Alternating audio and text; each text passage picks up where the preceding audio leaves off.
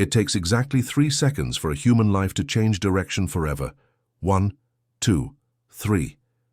In the time it takes you to strike a match, or check your watch, or take a single deep breath, entire empires of thought can crumble. Most of us live our whole lives without ever seeing one of these moments. We live in the safe, stretched-out hours where mistakes can be fixed and apologies can be made. But in the autumn of 1964, inside a small, suffocating room in Oakland, California, the clock is ticking differently. There are no cameras here. There is no referee wearing a striped shirt. There are no ring girls, no sponsors, and definitely no safety nets.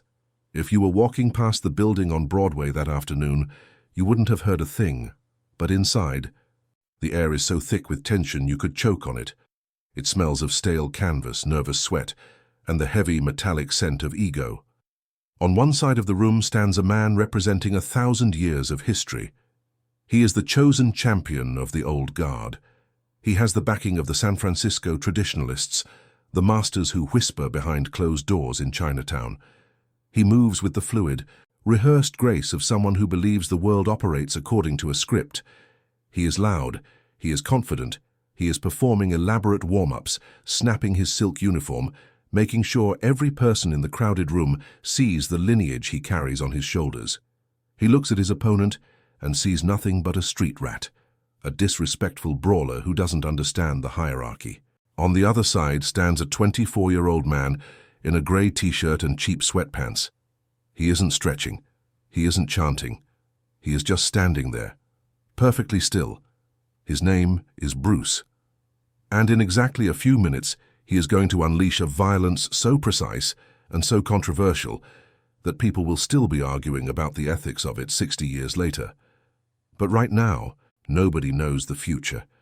Right now, the room is dead silent, waiting for the first drop of blood. To understand why this room feels like a powder keg, you have to understand what brought them here. This isn't just a grudge match. It is a collision of two incompatible worlds. For decades, the martial arts masters of the West Coast operated under a strict code of silence. You do not teach the secrets to outsiders. If you aren't Chinese, you don't get the knowledge. It was a closed loop, a protective wall built around their culture. Then came Bruce. He didn't care about the wall. He opened a school in Oakland and threw the doors wide open. He taught black students, white students, Latino students, anyone with a pulse and a desire to learn. To the establishment across the bay, this wasn't just rebellion, it was theft.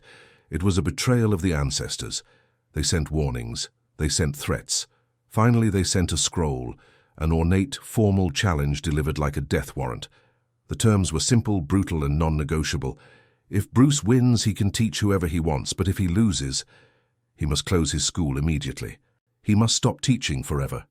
He must pack his bags and leave Oakland, his reputation in ashes. Most men would hesitate. Most men would try to find a middle ground or a diplomatic exit. Bruce just looked at the scroll and accepted. He bet his entire future on a fight that would happen in a room no bigger than a 2-car garage. Now, look at the challenger. He is pacing the mat, trying to dictate the terms. He wants rules. He wants to ban kicks to the groin. He wants to ban strikes to the eyes. He wants to turn this into a sporting match, a structured exchange of techniques where the man with the classic form usually wins. He is trying to draw a box around Bruce, trying to limit the chaos. He believes that if he can force Bruce to fight properly, his superior weight and reach will guarantee a victory. Bruce listens to the demands. He watches the challenger outline what is allowed and what is forbidden. You can see the shift in Bruce's eyes. It's a cold realization. He realizes that his opponent is treating this like a tournament. He thinks they are playing for points. But Bruce isn't playing. He isn't here to score. He is here to survive. He nods at the rules, but his body language says something else entirely. It says, "You are preparing for a ceremony. I am preparing for a funeral." The crowd presses in closer. There are maybe 7, perhaps 10 people watching, depending on whose account you believe. Among them are Bruce's pregnant wife, Linda, and his close friend, James. They are leaning against the peeling paint of the walls, their hearts hammering against their ribs. They know Bruce is fast. They know he is strong.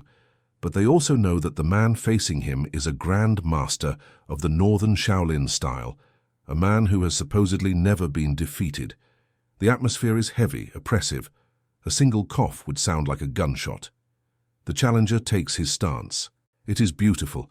It is low, wide, and rooted in tradition. He extends his arms, creating a fortress of defense. He looks formidable, like a statue that has come to life to punish the wicked. He waits for Bruce to match him, to adopt a recognizable posture, to play the game of I attack, you defend. But Bruce doesn't take a stance, not really. He just softens. He drops his hands slightly. He bends his knees, shifting his weight onto the balls of his feet like a coiled spring. He looks dangerously relaxed. It's the relaxation of a predator that has stopped hunting and started targeting. This is the moment where the air leaves the room. The talk is over. The negotiations are done. The scroll has been signed in spirit, if not in ink. The challenger sneers, perhaps interpreting Bruce's lack of posture as amateurism. He shifts his weight forward, preparing to close the distance, preparing to teach this young upstart a lesson in respect. He has no idea that he is walking into a trap. He has no idea that Bruce has spent the last week obsessing over a specific angle, a specific weakness in the traditional stance. He doesn't know that the fight isn't going to last rounds. It isn't going to last minutes. The history books will say the fight lasted longer, but the reality? The reality is decided in the first heartbeat of contact. The challenger steps in, and the clock starts. Tick. Bruce's eyes don't look at the challenger's fists. They don't look at his shoulders. They lock onto the lead knee. Tock. The challenger commits his weight. He is fully extended, confident, exposed. And then the world fractures. It is the third second, the snap. That is the only sound that matters. It isn't the wet thud of a glove hitting a face. It is the dry, terrifying crack of a joint being asked to bend in a direction it was never designed to go. Bruce doesn't block. He doesn't parry. He intercepts. As the challenger's weight comes down, expecting to find the floor, it finds Bruce's shoe instead. The kick drives straight through the challenger's lead knee. It is a move considered illegal in every polite sparring hall from Beijing to San Francisco. It is dirty, it is unsportsmanlike, and it is absolutely devastating. The challenger crumples. He doesn't even have time to register the pain before his structure collapses.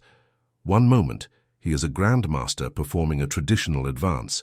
The next, he is a heap of white silk on the dirty grey canvas. The fight didn't go to the judges. It didn't go to the corners.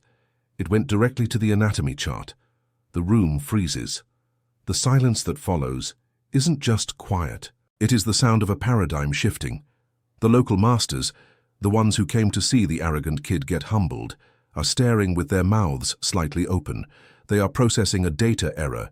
In their world, you fight with honor. You exchange blows. You test skills.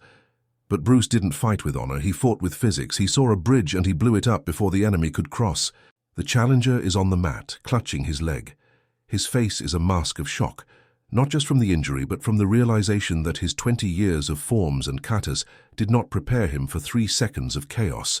His ego is dismantled right there on the floorboards. And this is where the story usually cuts to black. This is where the legend says Bruce Lee walked away into the sunset, the victor. But if you stop there, you miss the entire point of the man. Watch what happens next. Bruce doesn't raise his hands in victory. He doesn't shout at the defeated man. He doesn't turn to the crowd and say, "I told you so." The aggression evaporates from his body the instant the threat is neutralized. He drops to his knees, not to strike, but to check. He places a hand on the challenger's shoulder. He looks at the damaged knee. He helps the man sit up. The room is still confused, waiting for the final act of dominance, but Bruce denies them that satisfaction. He used maximum efficiency to end the fight, but now he uses maximum control to save the man's dignity. He treated the physical body with ruthlessness, but he treats the human being with respect. That afternoon, the scroll was effectively burned.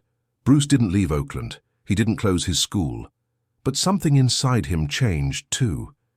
He realized that even though he won, the style of fighting he had learned was too rigid. It had almost trapped him. That 3-second interception, that illegal kick, became the seed of a new philosophy. He began to write. He began to strip away everything that wasn't essential. He called it Jeet Kune Do, the way of the intercepting fist. It wasn't about adding more moves, it was about hacking away the unessential. It was about realizing that a fight is not a performance.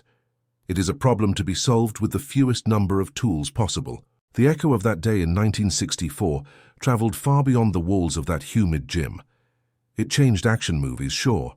It changed the UFC and modern MMA, absolutely.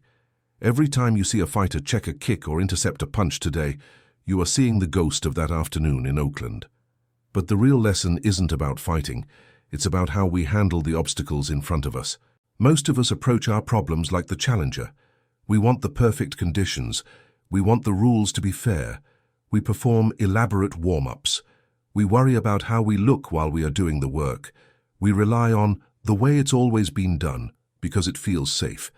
We build fortresses of tradition and hide behind them, and then life hits us with a stop kick to the knee. Bruce showed us that when the problem charges at you, you don't retreat. You don't trade blows and hope for the best. You intercept. You strike at the root. You ask yourself, what is the single most direct way to end this conflict? Not the prettiest way, not the most polite way, the most true way. And perhaps the harder question is the one that lingers when the dust settles. When you finally win, when you defeat that competitor, when you prove your boss wrong, when you win that argument with your spouse, what do you do with your victory? Do you stand over them and gloat? Do you use your power to humiliate the person who doubted you? Do you feed your ego with their defeat, or do you possess the strength to kneel down? Real power isn't just about the capacity to destroy. Any thug can break a knee. Real power is the discipline to stop exactly when you need to, and the grace to offer a hand to the person you just defeated. So look at the battles you are fighting right now. Look at the people standing in your way. Are you wasting your energy performing a dance for an audience that doesn't care? Are you trapped in a stance that doesn't work anymore? Maybe it's time to stop playing by rules that were written for a game you aren't playing. Maybe it's time to stop performing and start intercepting. And when you do, when you finally clear the path, remember to help the other guy up, because the world has enough fighters. What we are missing are teachers.